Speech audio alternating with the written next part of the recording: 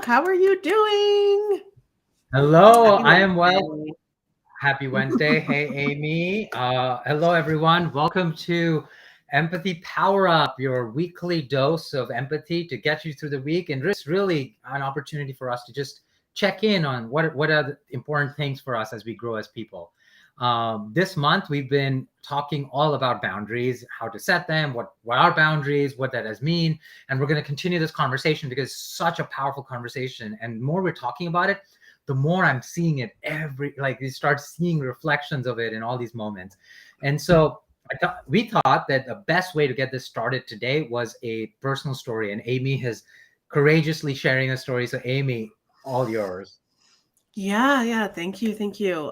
So in a time not too long ago, about 7 years ago, I was working in management consulting.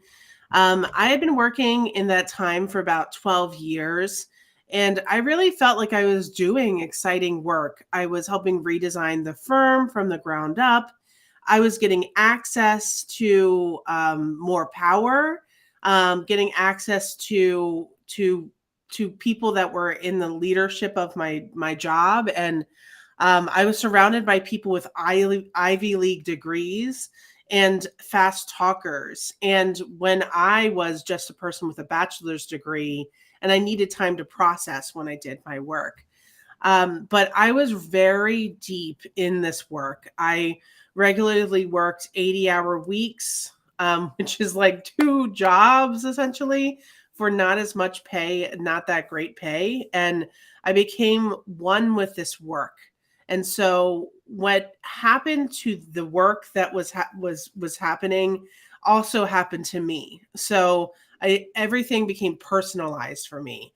It became very dangerous because my mind was racing and I was reacting more than I was being present. And consulting firms are really known for always taking from you, and I remember someone giving me advice that they're like that this company will take as much from you as you'll let them. Hmm. And I felt like I literally let them take my soul with it and let Mm-hmm. it happen. Mm-hmm. And when I think back on that experience, I think it's hard to see where the blame really lies. Does it lie within myself for not knowing and setting my boundaries, or with my past company culture that kept taking from me and not giving back and taking care of me as a person? Right. So that's something that really resonated with me, and it led me to a nervous breakdown, to tell you the truth, and a lot of learning in the process. Yeah. Yeah. Oh my gosh. Thank you for sharing that. And I know we talk about blame and I think there's two things: blaming ourselves versus taking responsibility for Mhm. for our growth. I think those are two different things, in my Mhm. opinion. And Mhm. I love, because even I heard the more you give to a company, the more they'll take, Yep. and the more they'll just keep demanding. And I think as a society, as a system, as a culture, even parents, parents don't set boundaries with their kid. Like my parents didn't, and we don't set, Mhm. like, I don't think we were taught. So I don't think it's a blame us at all. It's a Mhm. maybe lack of awareness, and now us taking Mhm. responsibility and accountability for awareness. I'll share a story which was sort of at a previous company I worked at. The joke was, and this is from the EVP, like the head of product, like Mhm. the Mhm. joke was, um, they used a metaphor that says, let's say the work is eating the pie. So you did a great job. So that means you ate the whole pie. You did a fantastic job eating the pie. And what is Mhm. the reward for that? And the joke was, you get Yep. more pie. And it's like, in the moment, everyone's like, oh, I get it. So if you do a good Mhm. job, you just get more work and more responsibility. And that Mhm. was the culture. It was the expectation. So what it showed Mhm. is that people who did really great, and so then they would Mhm. they Mhm. would celebrate those, but then they would demand more and more, more and more from those people. And the Mhm. prize was always more pie. Even if you're Oh, full, yeah. shove Mhm. more pie into Mhm. your face, right? Yeah. And as somebody who has an annual pie party and loves pie, there's a limit to the amount of pie that I can take, right? and, and I think and I think that was the thing. It's that boundaries. Like, no, I have eaten the pie I need. I need Yeah. time for myself. I don't need more Yeah. pie. Maybe, Yeah. maybe, Yeah. and that was the answer. So I think as we talk about blame, I think we should always blame the systems, in my Mhm. opinion, Mhm. not ourselves or not others, because Mhm. that creates division, and even in fact for ourselves. And then how to change the system. So would love to Yeah. understand more of your perspective of how you've now your journey since Yeah. that story has evolved into setting those boundaries. Yeah, I think it's interesting. Like, I use the word blame, but I'm not sure. I don't know if that's the right word to use, Hmm. because it's really, I think this is something we didn't learn, Hmm. right? And like, I certainly didn't learn it growing up. It was not reinforced. There was no accountability. It was not something that I was modeled, Hmm. right? And I think we are not modeled this behavior. Talking about, like, generational trauma that we've talked about before in this show, Hmm. is because it hasn't been modeled for us. We don't really know what good boundaries are, and we Mm. don't also know what boundaries it means for ourselves, right? And how it means to set them at work. And I'm not just talking about work here. It actually has helped me in a much bigger way to be like, and I don't recommend getting down to this like time where you break down completely, because it was not that great. But I had to pivot into a new life. But there's some key things that I've learned is that in this experience, that is like the number one reason why companies keep taking from us, is because we don't have those boundaries that we've set. So companies thrive, or live for employees that are connected to the mission and make it real in the world. That's how they make their money. And they like that you're always accommodating them. They like that you never say no. They love that love how they can behave very poorly, and yet you're always going to forgive them, because Mm. it's your source of revenue. It's your source of like Yeah, livelihood, life. right? It's a Right. source of life at that point. Yeah, Yeah. it's your source of livelihood, and you're always going to give them the benefit of the doubt, right? Right. And if the team doesn't meet if your team doesn't meet your targets, you feel like it's your fault, when it's a Mm. million other things that could happen, right? Hmm. And so that makes the team work harder to help achieve Oh, more, right? yeah. And it becomes personalized, right? Yeah. So Oh, that's why I oh don't my think the God. blame is Yeah. different. Yeah. That really resonated with me because I was responsible for a target, accountable, company-wide bonus target that I was accountable for. Mm-hmm. And I didn't have as much control over. Mm-hmm. And oh my gosh, for that, I was given so much hell, to the point where I Mm-hmm. was suicidal. I was depressed. I Oh was, gosh. because it was like, I'm like, this is the reality. Mm-hmm. And I don't know what we're gonna do, because the pressure of bonuses and everyone's bonus and all of that.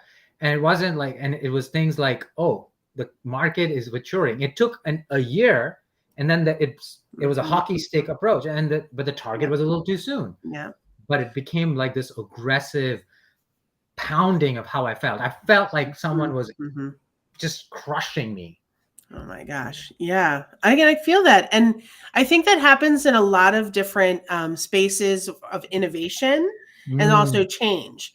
Because we know you're not going to see results, especially when you're creating something new, like a product or a process, or even just a program. mhm, So you're not going to see a lot of the results like maybe in year one or year two, but you're measured against a lot of like targets that you might not be able to make, right? mhm, And so and that certainly was the case when I was working on this innovation team. Is that like we were measured by the same targets that the rest of the company was being mm, measured by, and that just really wasn't the best yeah, targets to be using. So yeah. um, I think that this story, your story, and there's so many of them out there. That's prime examples of how we can get taken advantage of in these environments, and we can get take advantage of without self-reflection, and knowing that the knowing that comes when we quiet down ourselves and listen to what we need in the world. Yeah, and you know what you said is makes me think our system, we live in a capitalistic system. Our system is designed, maybe intentionally, Mm-hmm. to reward people who don't have boundaries. Mm-hmm. Yeah, yeah, exactly. It's like in our society and culture with these capitalistic ideals, what we produce is how we show our value, right? Uh-huh. And so in a world that does that, I think it's a very interesting form of resistance to set boundaries. Yes, yes. To I push love back. that. I love that. The way we can drive systemic change is by setting boundaries. And I see that. I see that in my life now because I have very clear boundaries. My job, I don't put on my phone. And I communicated that at the beginning of my job and everything, like to my bosses, to my team. Like there is no work on my phone. Mm-hmm. So no Mm-hmm. Slack, no email, none of that. So if you want to connect, you can call or text me, Yep. or I will check when I check. And Mm-hmm. and I've done that over a year now, and to immense success, and never been like a problem. Yep. Absolutely. And I think about that as well. Like there's so many things that, you know, and the time is now. You don't have to be like, oh my gosh, I haven't set boundaries my entire life. You can be like, literally be like, okay, what are the boundaries I want to set right now? You know, and there's a couple things that are happening too that I want to bring from this trusty book that I've been using called Unfuck Your Boundaries. Um, and that kind of brings us into this mindset of like, first of all, in this chapter says how society fucks up our boundaries, which I think is hilarious. And it says that our societies are patterned around what she terms a dominator model.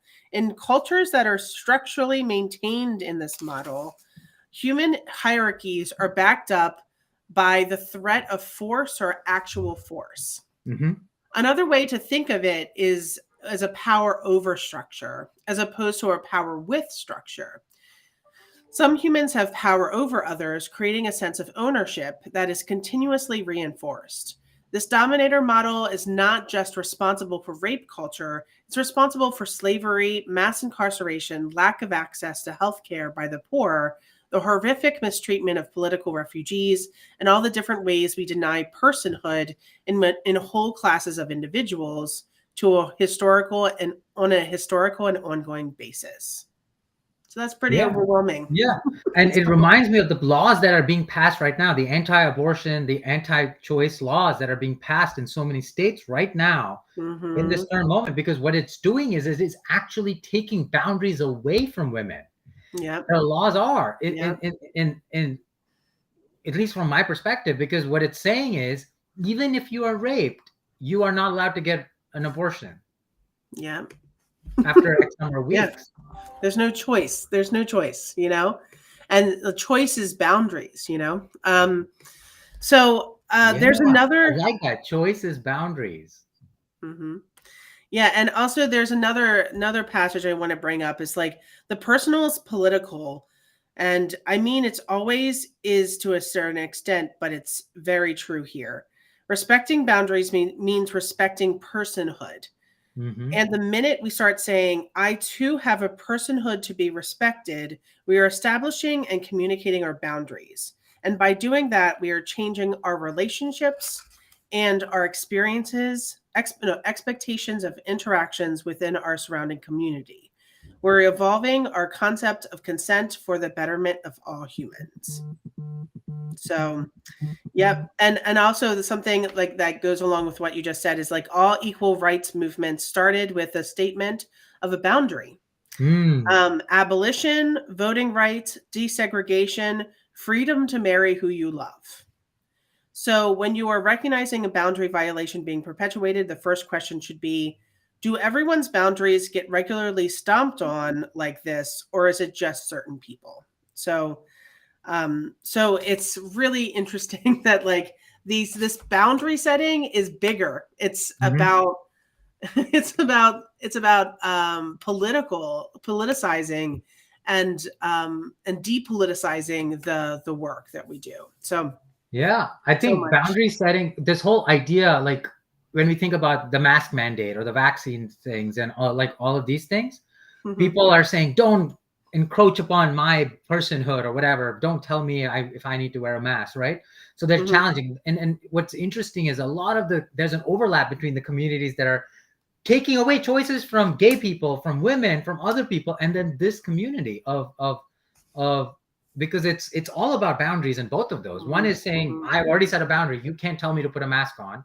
And the other Mhm. side is this is an overlap. I don't want to say they're the same people because I don't have the data, but it is, my theory is that there is an overlap amongst Mhm. that group, a large one, Mhm. where it's also about taking other people. So it's okay to not take your choices and boundaries away, but they're Mhm. okay taking others away Yeah. because of their beliefs. Yeah, exactly. And if you remember, like, into our last session, that's one of the boundaries that you can set, right? It's about your values and principles, right? And that is Yeah. a boundary that people can set, but then they like essentially push that on other Yeah. people, right?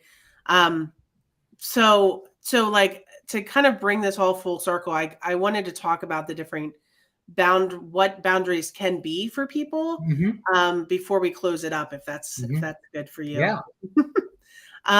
So boundaries, as I'm learning, are really, there's three different types of boundaries that you set in the world. And the first one is rigid, which means that there's no room for negotiation, especially important for safety and security, right? So, for example, it's like I might not go walking out at night by myself at 9 p.m. at night for safety reasons, right? Permeable or unbounded. So everything gets through. Boundaries are defined for you. People do what they want to you in a situation. That is when that is the story I started off with. I was very unbounded. I was just like, okay, yeah, whatever you want, consulting company, I will do for you. And how high, right? Oh You're yeah, I always was like that too. Yeah. you're like jumping, be like, okay, yeah, I got this. Yeah, I'll jump however high you want me to, right? Hmm. And then the one that is like is so interesting is called flexible. So Hmm. that is the one that comes from listening to our internal voice that wants to protect us, but also wants us to experience growth. So there's a little bit of compromise that you sometimes have to make here with what's happening with other people and negotiation that you have to take. Um, it means paying attention to us in a proactive way than reacting to old patterns. And it helps us to make choices in the moment. So, and something to mention is that boundaries can actually change and grow over time, just like you change and grow as a person. So, that's really complicated, right? This is where Hmm. it all gets really tricky.